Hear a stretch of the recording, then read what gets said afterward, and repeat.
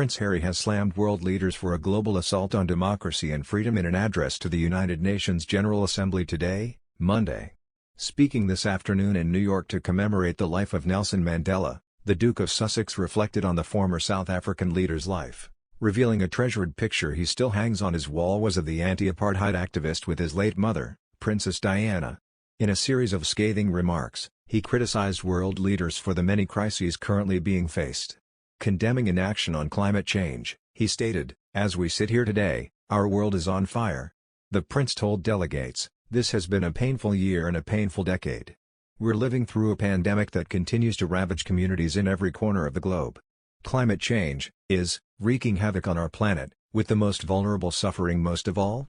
Referencing Putin's horrific invasion of Ukraine and the U.S. Supreme Court's recent decision to overturn Roe v. Wade, the Duke decried the few weaponizing lies and disinformation and lies at the expense of the many.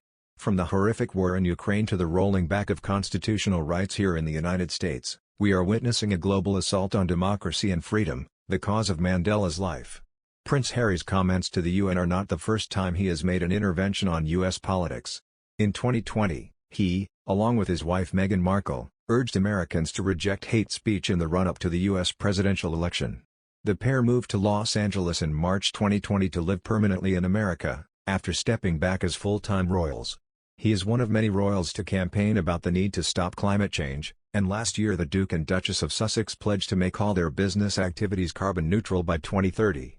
The Duke told the UN, as happens so often in history, the consequences of some of the most powerful people in some of the wealthiest countries are being felt even more deeply across the continent of Africa. The pandemic, the war and inflation have left Africa marred in a food and fuel crisis, the likes of which we have not seen in decades. Worst still, this comes at a time when the Horn of Africa is enduring one of the longest droughts it's faced in close to half a century. What is happening in Africa is not an isolated event. The drought there is a reflection of extreme weather we are seeing across the globe. As we sit here today, our world is on fire, again. These historic weather events are no longer historic. More and more, they are part of our daily lives, and this crisis will only grow worse unless our leaders lead. Unless the countries represented by the seats in this hallowed hall make the decisions, the daring, transformative decisions, that our world needs to save humanity. Commenting on the boos, Patrick said, "Yeah, I would have booed Harry and Meghan. Would you?"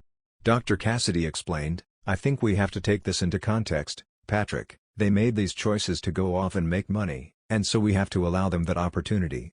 And many people like the Queen will definitely have regretted this move. The Queen is full on revealing who she is, her authentic self. But also let's remember, Meghan and Harry, when they chose to opt out, they are also making very clear revelations about their authenticity. So we can see how liberal they have become to maximize on their titles and to do their own thing, and we cannot deny anyone the chance to do their own thing," he defended. Dr. Cassidy continued, "But it doesn't look as though it is working out, and what we are seeing here now is the Queen revealing her core personality traits. She is showing us her graciousness. That is why we are singing 'God Save Our Gracious Queen, Long May She Reign.' Her graciousness comes from her deep-rooted Christian faith. That is why we are now seeing a case of the prodigal son."